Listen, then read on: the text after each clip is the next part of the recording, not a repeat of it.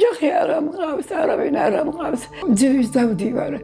გუშინ წინ იყო რომ დავიცი აქ. აი ეს ადგილი მტკივაი. აი ჯოხი მანამ არ ამქონდეს ფეხს ვერ გადავუდგამ ნაბიჯს. ადგილი არის რომ არ ამტკიოდეს შემო. აი დარდისაგან. ძნელია მარტოობა.